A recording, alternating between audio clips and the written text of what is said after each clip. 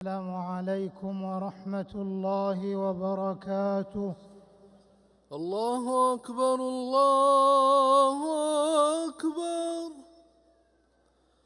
الله أكبر الله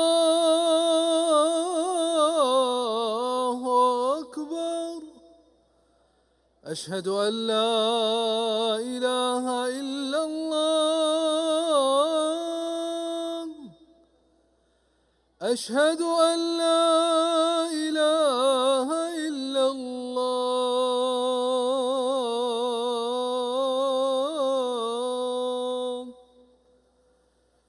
أشهد أن محمدًا رسول الله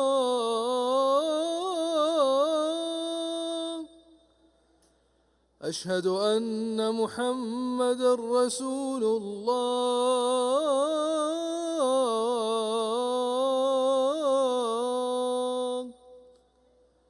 حي على الصلاة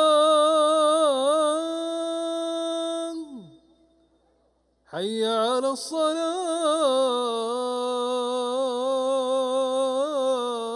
الصلاة حي على الفلاح حي على الفلاح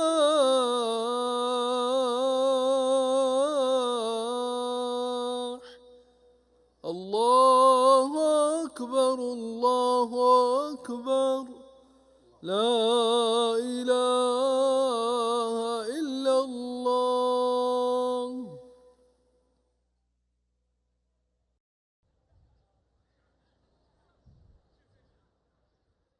إن الحمد لله নিশ্চয়ই সমস্ত প্রশংসা আল্লাহর জন্য। আমরা তারই প্রশংসা করি, তারই সাহায্য চাই, তারই কাছে ক্ষমা প্রার্থনা করি এবং তারই দিকে তওবা করি। তার জন্যই প্রশংসা, যা তার সত্তা ও মহত্বের উপযোগী। তিনি ছাড়া আর কেউ প্রশংসার যোগ্য নন। আমি সাক্ষ্য দিচ্ছি যে আল্লাহ ছাড়া কোনো ইলাহ নেই, তিনি একক, তার কোনো শরিক নেই। তিনি এই উম্মতকে বিশেষভাবে দান করেছেন দ্বীন ও শরীয়তের মাধ্যমে এবং অত্যাচার ও জুলুম থেকে মুক্তির জন্য এক অনন্য পদ্ধতির দিক নির্দেশনা দিয়েছেন। আর আমি সাক্ষ্য দিচ্ছি যে আমাদের নবী মুহাম্মদ সাল্লাল্লাহু আলাইহি সাল্লাম আল্লাহর বান্দা ও রাসূল। তিনি সত্যসহ হেদায়েত ও নূর নিয়ে এসেছেন আল্লাহর পক্ষ থেকে। তার উপর অসংখ্য দুরূদ ও সালাম বর্ষিত হোক। তার পরিবার পরিজন, সাহাবায়ে কেরাম, তাবেঈন এবং কিয়ামত পর্যন্ত যারা নিষ্ঠার সঙ্গে ইখলাসের সঙ্গে তাদের অনুসরণ করবে সবার উপর। অতঃপর হে আল্লাহর বান্দাগণ, আল্লাহকে ভয় করো এবং কৃতজ্ঞতা প্রকাশ করো যে তিনি তোমাদেরকে ইসলামের দিকে হেদায়েত করেছেন, কেননা ইসলাম হলো মহৎ গুণাবলী ও মহান প্রশংসনীয় চরিত্রের ধর্ম। হে মুমিনগণ, মানুষ আজ যে বাস্তবতার মধ্যে দিয়ে যাচ্ছে, অতিমাত্রায় বস্তুবাদে ডুবে যাওয়া, মোহ ও প্রলোভনের দাপট এবং সেই কোলাহলপূর্ণ সরবল যা সুস্পষ্ট অর্থ ও সঠিক পথকে আচ্ছন্ন করে ফেলেছে। এর পাশাপাশি মৌলিক চিন্তাধারার সঙ্গে অজ্ঞতাপূর্ণ আচরণ, মতবিরোধের আধিক্য এবং বিরোধ ও দ্বন্দ্বে ন্যায়পরায়ণতার ঘাটতি, এসবের প্রেক্ষাপটে বান্দাদের অধিকার সংরক্ষণ ও জুলুম থেকে মুক্ত হওয়ার প্রয়োজনীয়তা অত্যন্ত স্পষ্ট হয়ে উঠেছে। কারণ বিষয়টি কোনো স্থায়ী মতভেদের চেয়ে গভীর। এটি মূলত ধর্মীয় প্রেরণার দুর্বলতা, চিন্তাগত শূন্যতা, সামাজিক ভাঙ্গন, মূল্যবোধ ও লক্ষ্যহীনতার ফল, যা এমন মানুষকে সৃষ্টি করে যাদের একমাত্র চিন্তা অন্যের ভুল ত্রুটি অনুসন্ধান করা, গঠনমূলক কাজে মনোযোগ দেওয়া নয়।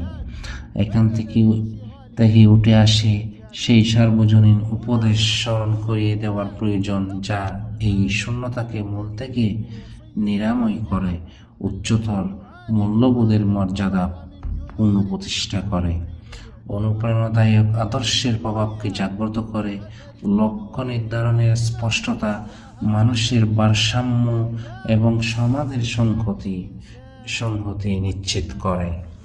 একই সঙ্গে শরিয়া ভিত্তিক শরীরবৃত্তি এবং মানসিক ও সামাজিক প্রস্তুতির বাস্তব দিকগুলো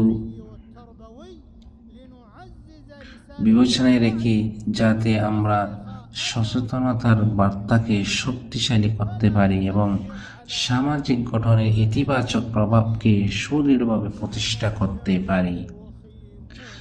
ইমাম আল মাওয়ারদি রহিমাহুল্লাহ বলেছেন, জুলুম থেকে বিরত রাখে এমন প্রতিবন্ধক কারণ চারটি একটির বাইরে নয়।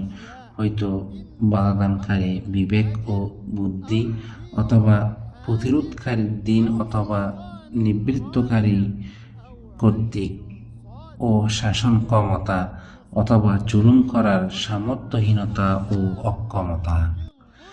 এই কারণেই কোরআন ও সুন্নাতে জুলুম ও জালেমদের নিন্দায় অসংখ্য বর্ণনা এসেছে, কারণ জুলুমই সব অকল্যাণের মূল।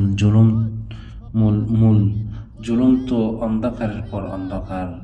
এই জন্যেই ভূমণ্ডল ও নবমণ্ডলের প্রতিপালক আল্লাহ তাআলা জুলুম থেকে সতর্ক করেছেন। তিনি বলেন, হে আমার বান্দাগণ, আমি নিজের উপর জুলুম হারাম করেছি এবং তোমাদের মধ্যেও তা হারাম করেছি, সুতরাং তোমরা একে অপরের পর জুলুম করো না। আর মহান আল্লাহ আরো বলেন, অতএব ধ্বংস তাদের জন্য যারা জুলুম করেছে যন্ত্রণাদায়ক দিনের শাস্তি থেকে।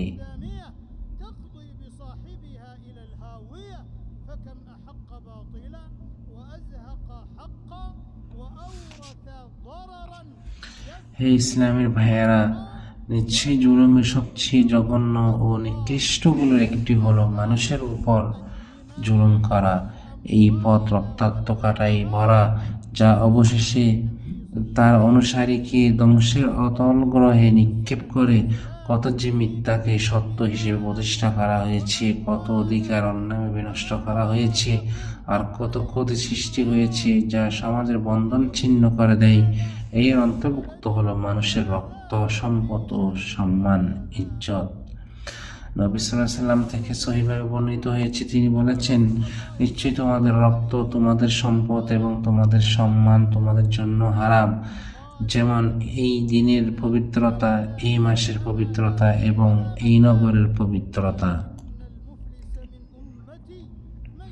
আবু হুরায়রা রাদিয়াল্লাহু আনহু থেকে বর্ণিত, রাসূল সাল্লাল্লাহু আলাইহি ওয়াসাল্লাম বলেছেন, তোমরা কি জানো কে প্রকৃত দেউলিয়া? সাহাবাগণ বললেন, হে আল্লাহর রাসূল, আমাদের কাছে দেউলিয়া সেই যার কোনো দিরহাম নেই, কোনো সম্পদ নেই। তিনি বললেন, আমার উম্মতের প্রকৃত দেউলিয়া হলো সেই ব্যক্তি যে কিয়ামতের দিন সালাত, সিয়াম ও যাকাত নিয়ে উপস্থিত হবে, কিন্তু সে কাউকে গালি দিয়েছে, কারো উপর অপবাদ আরোপ করেছে, কারো সম্পদ অন্যায়ভাবে ভক্ষণ করেছে। তখন সেই ব্যক্তি এসে তার কাছ থেকে তার নেকি নিয়ে যাবে, আর সে এসে তার কাছ থেকে তার নেকি নিয়ে যাবে। অতঃপর তার নেকি শেষ হয়ে গেলে তার উপর যা অন্যায় রয়েছে তার পরিশোধের আগেই তাদের গুনাহ তার উপর চাপিয়ে দেওয়া হবে, তারপর তাকে জাহান্নামে নিক্ষেপ করা হবে। মুসলিম বর্ণিত। এই ব্যক্তি নামাজ, রোজা ও যাকাত নিয়ে এসেছিল, অর্থাৎ সে ইসলামের স্তম্ভগুলো আদায় করেছিল এবং পাহাড় সম নেকি নিয়ে উপস্থিত হয়েছিল, যা সে মনে করেছিল তাকে মুক্তি দেবে, কিন্তু সে মানুষের অধিকার জুলুম বহন করে এসেছিল, যার ফলে তার পরিণত হলো জাহান্নাম। এখানে মদ্যপানের কথা উল্লেখ করা হয়নি, যদিও তা একটি ভয়াবহ গুনাহ এবং কবিরা গুনাহের অন্তর্ভুক্ত। তবে এর অপরাধী আল্লাহর ইচ্ছাধীন। আল্লাহ চাইলে ক্ষমা করতে পারেন, চাইলে শাস্তি দিতে পারেন, কিন্তু মানুষের অধিকারের সঙ্গে সংশ্লিষ্ট জুলুমের ক্ষেত্রে অবশ্যই পরিশোধ করতে হবে, কারণ এটি ব্যক্তিগত অধিকার, আর বান্দার অধিকার প্রতিষ্ঠিত হয় কঠোর দাবি ও হিসাবের উপর, ক্ষমাশীলতার উপর নয়। এই কারণেই সুফিয়ান আস-সাউরি বলেছেন, আল্লাহর সঙ্গে তোমার ও তার মাঝে থাকা 70টি গুনাহ নিয়ে আল্লাহর সাক্ষাৎ করা তোমার ও বান্দাদের মাঝে থাকা একটি মাত্র জুলুম নিয়ে তার সাক্ষাৎ করার চেয়ে সহজ। ইবনুল কাইয়্যিম রাহিমাহুল্লাহ এই ধরনের লোকদের ব্যাপারে বিস্তৃতভাবে আলোচনা করেছেন যারা আল্লাহ তাআলার অধিকারের ব্যাপারে যত্নবান। তিনি বলেন, তুমি এমন অনেক সৎ লোক পাবে যাদের সালাত, সিয়াম ও জিকির প্রায় কখনোই বাদ পড়ে না, অথচ তারা মানুষের সম্মানকে নির্মমভাবে ছিন্ন ভিন্ন করে। তিনি আরও উল্লেখ করেছেন যে জুলুম 3টি দফতর বা রেজিস্টারে বিভক্ত। একটি দফতর যেখান থেকে আল্লাহ কিছুই ক্ষমা করবেন না, আর তা হলো শিরিক। আরেকটি দফতর যেখান থেকে আল্লাহ কিছুই ছেড়ে দেবেন না, আর তা হলো মানুষে জুলুম। আর তৃতীয় একটি দফতর যা হতে আল্লাহ গুরুত্ব দেন না, আর তা হলো বান্দার নিজের উপর জুলুম তার ও তার রবের মধ্যকার গুনাহ। হে ঈমানের ভাইয়েরা, নবী করিম সাল্লাল্লাহু আলাইহি ওয়াসাল্লাম আমাদেরকে নির্দেশ দিয়েছেন আখিরাতে রব্বুল আলামিনের সামনে উপস্থিত হওয়ার আগে দুনিয়াতে মানুষের প্রতি করা জুলুম থেকে মুক্ত হয়ে নিতে।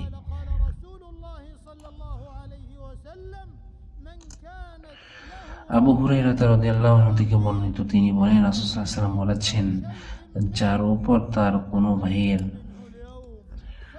প্রতি জুলুম রয়েছে, তার সম্মান, সম্পদ বা অন্য কোনো বিষয়ে, সে যেন আজই তার কাছ থেকে ক্ষমা চেয়ে নেই। সেই দিনের আগে, যেই দিন কোনো দিনার থাকবে না, কোনো দিরহামও থাকবে না। যদি তার কোনো নেক আমল থাকে তবে তার জুলুমের পরিমাণ অনুযায়ী তা থেকে নিয়ে নেওয়া হবে, আর যদি তার নেকি না থাকে তবে তার ভাইয়ের গুনাহ তার উপর ছাপিয়ে দেওয়া হবে। আর তিনি সাল্লাল্লাহু আলাইহি ওয়াসাল্লাম আরো বলেন, যে ব্যক্তি কোনো মুমিন সম্পর্কে এমন কিছু বলে যা তার মধ্যে নিয়ে আল্লাহ তাকে রাদাকাতুল খাবাল এর অবস্থায় করাবেন যতক্ষণ না সে তার কথার দায় থেকে মুক্ত হয়। অতএব হে আল্লাহর বান্দাগণ, মানুষের অধিকারের আক্রমণ করা ও তাদের কষ্ট দেওয়া থেকে সর্বান্তকরণে সতর্ক থাকো। যাদের হক তোমরা নষ্ট করেছ, আজই তাদের কাছ থেকে ক্ষমা চেয়ে নাও সেই দিনের আগে, যেদিন আর কোনো দিরহাম ও দিনার থাকবে না। বিষয়টি অত্যন্ত গুরুতর। আর নবী সাল্লাল্লাহু আলাইহি ওয়াসাল্লাম সেই ব্যক্তির জন্য রহমতের দোয়া করেছেন যে ব্যক্তি কিয়ামতের দিনে তার নেকি কেড়ে নেওয়ার থেকে বাঁচার জন্য দুনিয়াতেই তার ভাইয়ের কাছ থেকে মুক্তি ও ক্ষমা চেয়ে নেয়, আর তার দোয়া কবুল হয়, প্রত্যাখ্যাত হয় না।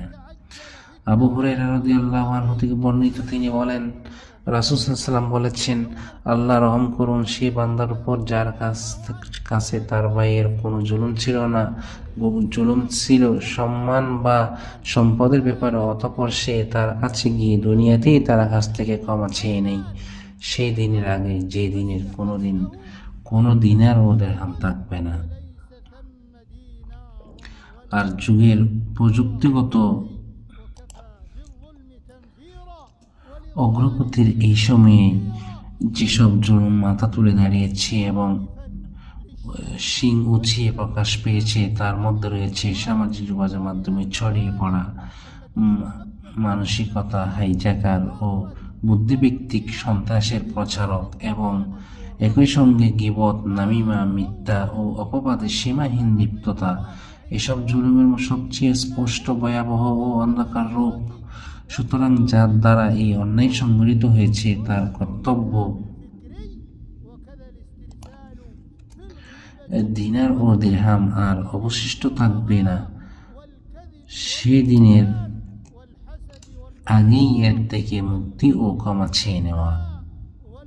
অতএব হে আল্লাহর বান্দাগণ, আল্লাহকে ভয় করো এবং সময় শেষ হয়ে যাওয়ার আগেই মানুষের উপর জুলুম ও কষ্ট থেকে মুক্ত হওয়ার জন্য আমল করো। আল্লাহ তাআলা বলেন, আর যারা কোনো অপরাধ না করেই মুমিন পুরুষ ও মুমিন নারীদের কষ্ট দেয়, তারা তো অপবাদ ও স্পষ্ট পাপের বোঝা বহন করে। আল্লাহ আমাকে ও আপনাদেরকে কোরআন ও সুন্নাহর বরকত দান করুন এবং আমাদের সবাইকে সৃষ্টি জগতের নেতা সাইয়্যিদুল সাকালাইন এর হিদায়াত দ্বারা উপকৃত করুন। আমি আমার এই বক্তব্য এখানেই শেষ করছি এবং নিজের জন্য, আপনাদের জন্য এবং সকল মুসলমানের জন্য আল্লাহর কাছে ক্ষমা প্রার্থনা করছি। অতএব তোমরা তার কাছে ক্ষমা চাও ও তার দিকে ফিরে আসো, নিশ্চয়ই তিনি অতি সহনশীল, পরম ক্ষমাশীল। সমস্ত প্রশংসা আল্লাহর জন্য, যিনি শরীয়তকে সুদৃঢ়ভাবে প্রণয়ন করেছেন ও সুস্পষ্ট করেছেন, ফলে তা আমাদের উম্মতকে দিন ও দুনিয়া উভয় ক্ষেত্রে সৌভাগ্যবান করেছেন। আমি সাক্ষ্য দিচ্ছি যে আল্লাহ ছাড়া কোনো ইলাহ নেই, তিনি এক, তার কোনো শরীক নেই। আর আমি সাক্ষ্য দিচ্ছি যে আমাদের নবী মুহাম্মদ সাল্লাল্লাহু আলাইহি ওয়াসাল্লাম আল্লাহর বান্দা ও রাসূল। আল্লাহ তার উপর দরুদ ও সালাম ও বরকত নাজিল করুন। তিনি সর্বোত্তম, যিনি আত্মাগুলোকে পরিশুদ্ধ করেছেন এবং ঈমানের মাধ্যমে সেগুলোকে জীবিত করেছেন। আর দরুদ ও সালাম বর্ষিত হোক তার পরিবার, পরিজন, সাহাবায়ে কেরাম, যারা এই উম্মতের মধ্যে সর্বাধিক কল্যাণময়ী হৃদয়ের অধিকারী ও সর্বাধিক মুত্তাকি এবং যারা কিয়ামত পর্যন্ত তাদের অনুসরণ করে নিষ্ঠার সঙ্গে। অতঃপর হে আল্লাহর বান্দাগণ, আল্লাহকে যথাযথভাবে ভয় করো এবং সকাল সন্ধ্যায় আত্মশুদ্ধির জন্য সচেষ্ট হও। আর জেনে রাখো, নিশ্চয়ই সর্বোত্তম বাণী হলো আল্লাহর কিতাব, আর সর্বোত্তম পথনির্দেশ হলো মুহাম্মদ সাল্লাল্লাহু আলাইহি ওয়াসাল্লামের পথনির্দেশ, আর প্রত্যেক বেদাতই ভ্রান্তি। হে মুমিনগণ, আমরা যখন এই পবিত্র মাস রজবের সুসানে অবস্থান করছি, যা হারাম মাসসমূহের অন্তর্ভুক্ত, তখন তোমরা তোমাদের নবী সাল্লাল্লাহু আলাইহি ওয়াসাল্লামের হেদায়েত এবং প্রিয়তম যুগসমূহ সালাফে সালেহিনের পথকে দৃঢ়ভাবে আঁকড়ে ধরো। বিদআত ও নব উদ্ভাবিত বিষয় থেকে সতর্ক থাকো। আর জেনে রাখো, এই মাসের বিশেষ কোনো ফজিলত সম্পর্কে নবী সাল্লাল্লাহু আলাইহি ওয়াসাল্লামের নির্ভরযোগ্যভাবে কোনো কিছুই প্রমাণিত নয়। এই মাসে বিশেষ কোনো নেক আমলের ফজিলত সম্পর্কে যা কিছু বর্ণিত হয়েছে সবই দুর্বল অথবা জাল বর্ণনা, যেমনটি বিজ্ঞ মুহাদ্দিস আলেমগণ স্পষ্ট করেছেন। হে ইমানের ভাইয়েরা, এই সময় যুগের পশ্চাৎপটে এক সর্বগ্রাসী জুলুম ছড়িয়ে পড়েছে, আর তা হলো কিছু নির্যাতিত জাতির উপর সংঘটিত সামষ্টিক জুলুম। এর প্রকট উদাহরণ ফিলিস্তিন জনগণ, বিশেষ করে আল আকসা মসজিদের প্রাঙ্গণে, যেখানে তারা অবরোধ, ধ্বংস, বাস্তুচ্যুতি, হত্যাযজ্ঞ, আতঙ্ক, উৎখাত ও নির্যাতনের শিকার হচ্ছে। এক আগ্রাসী দখলদার জায়োনিস্ট শত্রুর হাতে, বিশেষত যখন তাদের উপর নেমে এসেছে তীব্র শীতের মৌসুম, যার কামড় তাদেরকে কঠোরভাবে আঘাত করছে।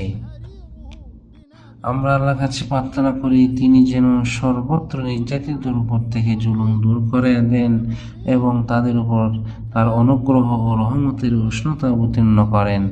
এ প্রসঙ্গে আমাদের প্রিয় দেশ সৌদি আরব দৃঢ় ও সম্মানজনক অবস্থানের প্রশংসা করা হয়।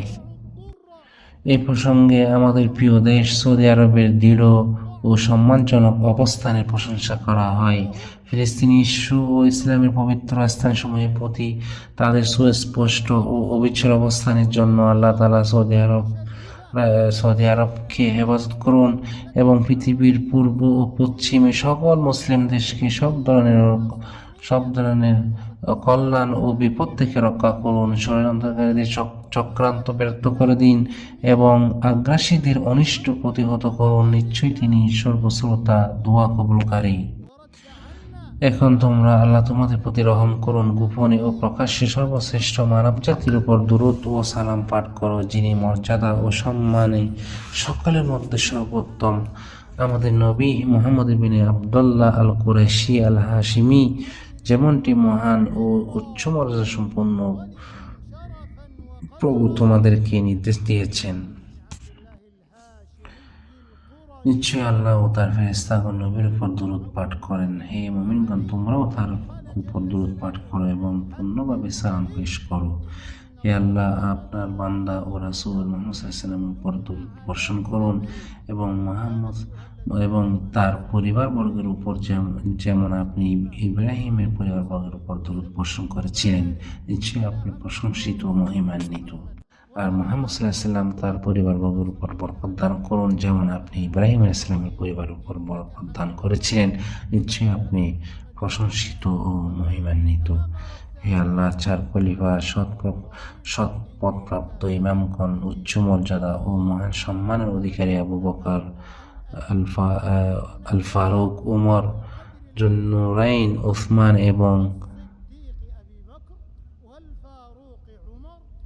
আবু সিবতৈনের পিতা আলী রাদিয়াল্লাহু আনহুম সবার প্রতি সন্তুষ্ট হন এবং তাদের পরিবার পরিজন, সাহাবে ইকরাম এবং যারা তাদের পথ অনুসরণ করেছে ও তাদের পদাঙ্ক অনুসরণ করেছে সবার প্রতিও সন্তুষ্ট হন। আর আপনার দয়া, অনুগ্রহ ও মহান উদারতার মাধ্যমে আমাদেরকেও তাদের সঙ্গে অন্তর্ভুক্ত করুন। হে সর্বাধিক দানশীল। হে আল্লাহ, ইসলাম ও মুসলমানদের সম্মান ও শক্তি দান করুন। হে আল্লাহ, এই দেশকে নিরাপদ, শান্তিময়, সমৃদ্ধ ও সচ্ছল করে দিন এবং সকল মুসলিম দেশকেও হে আল্লাহ আমাদের সদস্যে নিরাপত্তা দান করুন। আমাদের ইমামগণ, শাসকদের তৌফিক দিন এবং আমাদের ইমাম ও শাসককে সত্য ও সঠিক দিক নির্দেশনার মাধ্যমে শক্তিশালী করুন। হে আল্লাহ, আমাদের ইমাম খাদেমুল হারামাইন শরীফাইন এবং তার যুবরাজকে এমন কাজে তৌফিক দিন যাতে ইসলামের মর্যাদা বৃদ্ধি পায় ও মুসলমানের কল্যাণ সাধিত হয় এবং যা বান্দা ও দেশের জন্য কল্যাণ সঠিক পথের কারণ হয়। হে আমাদের রব, সকল মুসলিম শাসকদেরও তৌফিক দান করুন। হে আল্লাহ, আমাদের নিরাপত্তা বাহিনী সদস্যদের এবং সীমান্তে প্রহরারতদের সহায়তা করুন। হে আল্লাহ, দুঃখিতদের দুঃখ দূর করুন, সংকটাপন্নদের কষ্ট লাঘব করুন, ঋণগ্রস্তদের ঋণ পরিশোধের ব্যবস্থা করুন এবং আমাদের রোগীদের ও সকল মুসলিম রোগীদের সুস্থতা দান করুন। হে আল্লাহ, মুসলিম নর নারী এবং মুমিন নর নারী, জীবিত ও মৃত সকলকে ক্ষমা করুন। হে আল্লাহ, ষড়যন্ত্রকারীদের চক্রান্ত, হিংসুকদের হিংসা, প্রতারকদের ধূর্ততা এবং আগ্রাসীদের আক্রমণ থেকে আমাদের রক্ষা করুন।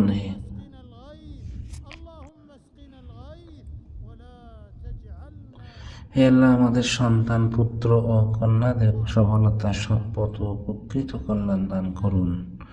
হে আমাদেরকে দুনিয়া কল্যাণ দান করুন, আখিরাতীয় কল্যাণ দান করুন এবং আমাদেরকে জাহান্নামের শাস্তি থেকে রক্ষা করুন। হে আমাদের রব, আমাদের পক্ষ থেকে কবুল করুন। নিশ্চয়ই আপনি সর্বশ্রোতা, সর্বজ্ঞ। আর আমাদের তওবা কবুল করুন। নিশ্চয়ই আপনি তওবা কবুলকারী, পরম দয়ালু। পবিত্র ও মহান আপনার রব, সম্মানের অধিপতি। তার প্রতি তারা যা আরোপ করে তা থেকে তিনি সম্পূর্ণ পবিত্র। রাসূলের প্রতি সালাম আর সমস্ত প্রশংসা আল্লাহর জন্য, যিনি সকল জগতের প্রতিপালক। আল্লাহু আকবার, আল্লাহু আকবার। আশহাদু আন লা ইলাহা ইল্লাল্লাহ। أشهد أن محمدًا رسول الله. حي على الصلاة، حي على الفلاح. قد قامت الصلاة، قد قامت الصلاة. الله أكبر، الله أكبر. لا إله إلا الله. لا إله. استووا أقيموا صفوفكم واعتدلوا. الله أكبر، الله أكبر. الحمد لله رب العالمين، الرحمن الرحيم، مالك يوم الدين. إياك نعبد وإياك نستعين. اهدنا الصراط المستقيم، صراط الذين أنعمت عليهم غير المغضوب عليهم ولا الضالين آمين. سبح اسم ربك الأعلى الذي خلق فسوى والذي قدر فهدى والذي أخرج المرعى فجعله غثاء أحوى سنقرئك فلا تنسى إلا ما شاء الله إنه يعلم الجهر وما يخفى ونيسرك لليسرى فذكر إن نفعت الذكرى سيذكر من يخشى ويتجنبها الأشقى الذي يصلى النار الكبرى ثم لا يموت فيها ولا يحيا قد أفلح من تزكى وذكر اسم ربه فصلى بل تؤثرون الحياة الدنيا والآخرة خير وأبقى إن هذا لفي الصحف الأولى صحف إبراهيم وموسى. الله أكبر الله أكبر. سمع الله لمن حمده. ربنا ولك الحمد. الله أكبر الله أكبر.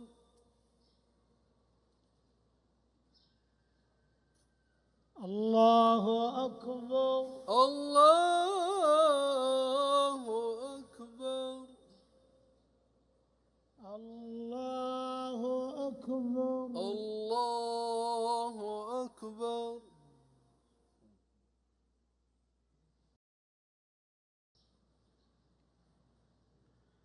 الله أكبر الله أكبر. الحمد لله رب العالمين الرحمن الرحيم مالك يوم الدين إياك نعبد وإياك نستعين اهدنا الصراط المستقيم صراط الذين أنعمت عليهم غير المغضوب عليهم ولا الضالين آمين.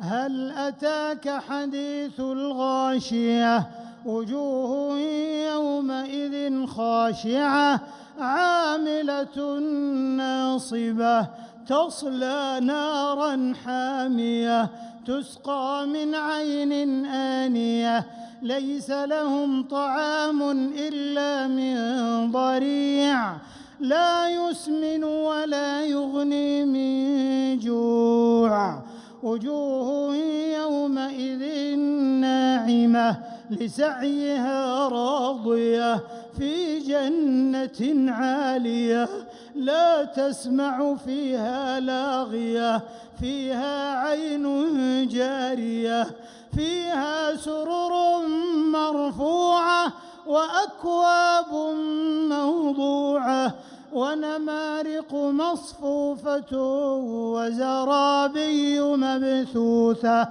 أفلا ينظرون إلى الإبل كيف خلقت وإلى السماء كيف رفعت وإلى الجبال كيف نصبت وإلى الأرض كيف سطحت فذكر إنما أنت مذكر لست عليهم بمسيطر إلا من تولى وكفر فيعذبه الله العذاب الأكبر إن إلينا إيابهم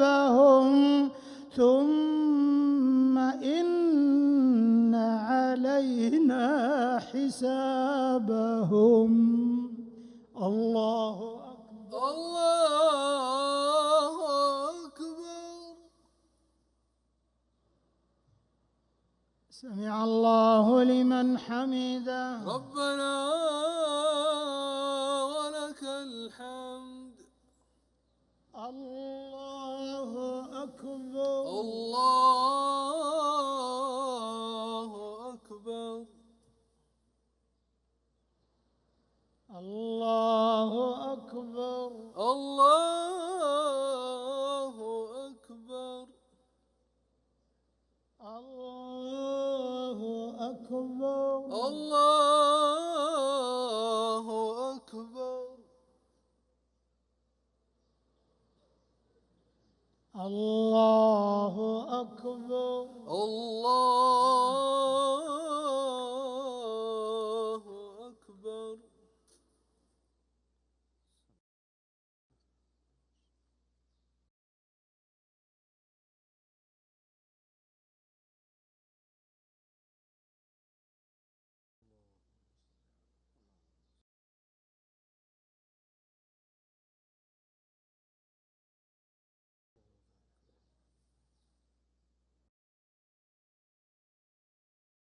السلام عليكم ورحمة الله. السلام عليكم ورحمة الله. السلام عليكم ورحمة الله. السلام عليكم ورحمة الله.